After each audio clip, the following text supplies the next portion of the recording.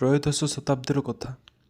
ଓଡ଼ିଶାର ଗଙ୍ଗବଂଶର ପ୍ରତାପ ସମ୍ରାଟ ଲାଙ୍ଗୁଳା ନରସିଂହ ଦେବ ସୂର୍ଯ୍ୟଦେବଙ୍କ ପାଇଁ ଏପରି ଏକ ମନ୍ଦିର ଗଢ଼ିବାକୁ ଚାହୁଁଥିଲେ ଯାହା ପୃଥିବୀର ଅଦ୍ୱିତୀୟ ହେବା କୁହାଯାଏ। ଚନ୍ଦ୍ରଭାଗା ନଦୀ କୂଳରେ ସେ ସୂର୍ଯ୍ୟଦେବଙ୍କ ଆଶୀର୍ବାଦରୁ ଏକ ବ୍ୟାଧିରୁ ମୁକ୍ତି ପାଇଥିଲେ। ତେଣୁ ସେହି ସ୍ଥାନରେ ସୂର୍ଯ୍ୟଙ୍କ ପାଇଁ ଏକ ଭବ୍ୟ ପ୍ରାସାଦ ଗଢ଼ିବାକୁ ସଂକଳ୍ପ ନେଲେ। ସେ ରାଜ୍ୟର ଶ୍ରେଷ୍ଠ ଶିଳ୍ପୀ ବିଶୁ ମହାରାଣାଙ୍କୁ ଡକାଇଲେ। ବିଶୁଙ୍କ ନେତୃତ୍ୱରେ 1200 ଶିଳ୍ପୀ ନିଯୁକ୍ତ ହେଲେ। ରାଜା ଯୋଜନା କଲେ 12 ବର୍ଷର ରାଜସ୍ୱ ଏବଂ 1200 କାରିଗର ଏହି କାର୍ଯ୍ୟରେ ଲାଗିବେ, କିନ୍ତୁ ମନ୍ଦିର ନିର୍ଦ୍ଧାରିତ ସମୟରେ ଶେଷ ହେବା ଆବଶ୍ୟକ। ଚନ୍ଦ୍ରଭାଗା ମହଳାରେ କାମ ଆରମ୍ଭ ହେଲା। ମନ୍ଦିର ନିର୍ମାଣ ପାଇଁ ସମୁଦ୍ର ମଝିରେ ମୂଳଦୁଆ ପକାଇବା ଏକ ବଡ଼ ଚ୍ୟାଲେଞ୍ଜ ଥିଲା। ରାଜା ନରସିଂହ ଦେବଙ୍କ ନିର୍ଦ୍ଦେଶରେ ଶିବେଇ ସାନ୍ତରା ହଜାର ହଜାର ଶିଳ୍ପୀଙ୍କୁ ଧରି କାମ ଆରମ୍ଭ କଲେ। କିନ୍ତୁ ପ୍ରତିଥର ସମୁଦ୍ର ମଝିରେ ପଥର ପକାଇବା ମାତ୍ରେ ସମୁଦ୍ରର ପ୍ରଖର ସ୍ରୋତ ସେହି ପଥରଗୁଡ଼ିକ ଭସାଇ ନେଉଥିଲା। ଅନେକ ଚେଷ୍ଟା କରି ମଧ୍ୟ ଶିବେଇ ସାନ୍ତରା ମୂଳଦୁଆ ପକାଇବାରେ ସଫଳ ହେଲେ ନାହିଁ। ସେ ବହୁତ ଚିନ୍ତିତ ହୋଇପଡ଼ିଲେ। ଦିନେ ସେ ମନ ଦୁଃଖରେ ବେଶ ବଦଳାଇ ଏକ ଗାଁ ଦେଇ ଯାଉଥିଲେ। ଭୋକ ହେବାରୁ ସେ ଜଣେ ବୃଦ୍ଧାଙ୍କ କୁଡ଼ିଆକୁ ଯାଇ ପହଞ୍ଚି ଖାଇବାକୁ ମାଗିଲେ। ବୃଦ୍ଧା ଜଣକ ତାଙ୍କୁ ଥାଳିଏ ଗରମ କାନିକା ମିଠା ଖେଚୁଡ଼ି ବଢ଼ାଇ ଦେଲେ। ଶିବେଇ ସାନ୍ତରା ଅତ୍ୟଧିକ ଭୋକିଲା ଥିବାରୁ ଅଧୈର୍ଯ୍ୟ ହୋଇ ସିଧାସଳଖ ଖେଚୁଡ଼ି ଥାଳିର ମଝିରେ ହାତ ପୂରାଇ ଦେଲେ। ଖେଚୁଡ଼ି ବହୁତ ଗରମ ଥିବାରୁ ତାଙ୍କ ହାତ ପୋଡ଼ିଗଲା। ଏହା ଦେଖି ବୃଦ୍ଧା ଜଣକ ହସିଲେ ଏବଂ କହିଲେ, ଆରେ ପୁଅ, ତୁ କ'ଣ ଆମ ଶିବେଇ ସାନ୍ତରା ପରି କାମ କରୁଛୁ? ଶିବେଇ ଆଶ୍ଚର୍ଯ୍ୟ ହୋଇ ପଚାରିଲେ, ମା, ଶିବେଇ ସାନ୍ତରା କି ଭୁଲ କରିଛି? ବୃଦ୍ଧା ଜଣକ ବୁଝାଇଲେ, ତୁ ଯେମିତି ଗରମ ଖେଚୁଡ଼ି ମଝିରେ ହାତ ପୂରାଇ ହାତ ପୋଡ଼ିଲୁ, ଶିବେଇ ସାନ୍ତରା ମଧ୍ୟ ସେମିତି ଭୁଲ କରୁଛି। ସେ ସମୁଦ୍ରର ଗଭୀର ମଝିରେ ସିଧା ପଥର ପକାଉଛି, ଯାହାକୁ ସ୍ରୋତ ଭସାଇ ଦେଉଛି। ଯଦି ତୁ ଥାଳିର କଢ଼ରୁ ଧୀରେ ଧୀରେ ଖାଇଥାନ୍ତୁ, ତେବେ ତାହା ଗରମ ଲାଗିନଥାନ୍ତା। ସେହିପରି ଶିବେଇକୁ କଢ଼ରୁ ବା କୂଳରୁ ପଥର ପକାଇ ପକାଇ ମଝିକୁ ଯିବାକୁ ପଡ଼ିବ, ତେବେ ଯାଇ ମୂଳଦୁଆ ସ୍ଥିର ରହିବ। ଶିବେଇ ସାନ୍ତରାଙ୍କର ନିଜର ଭୁଲ ବୁଝିପାରିଲେ।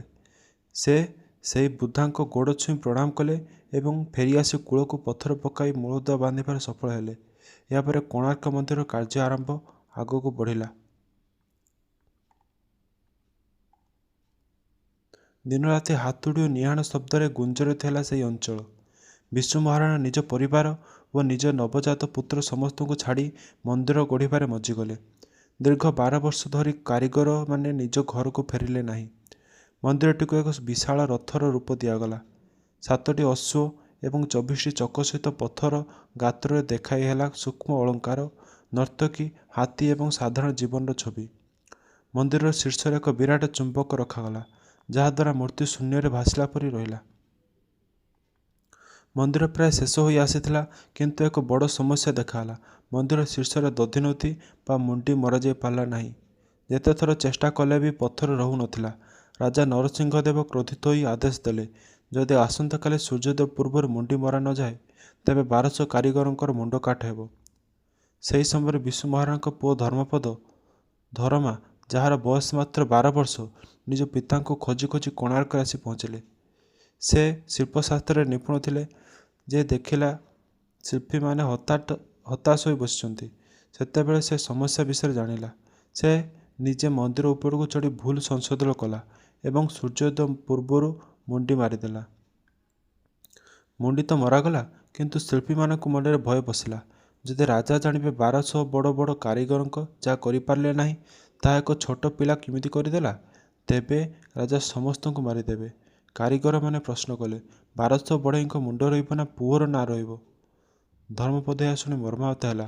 ସେ ବୁଝିପାରିଲା ଯେ ତାର ବଞ୍ଚିବା ଦ୍ୱାରା 1200 କାରିଗରଙ୍କ ଜୀବନ ବିପଦରେ ପଡ଼ିବ। ସେ ନିଜ ପିତାଙ୍କ ପାଦ ଛୁଇଁ ଆଶୀର୍ବାଦ ନେଲା ଏବଂ ସେହି ଅର୍ଦ୍ଧରାତ୍ରିରେ ମନ୍ଦିର ଚୂଳରୁ ଗଭୀର ଚନ୍ଦ୍ରଭାଗା ନଦୀକୁ ଡେଇଁପଡ଼ି ଆତ୍ମବଳି ଦେଲା।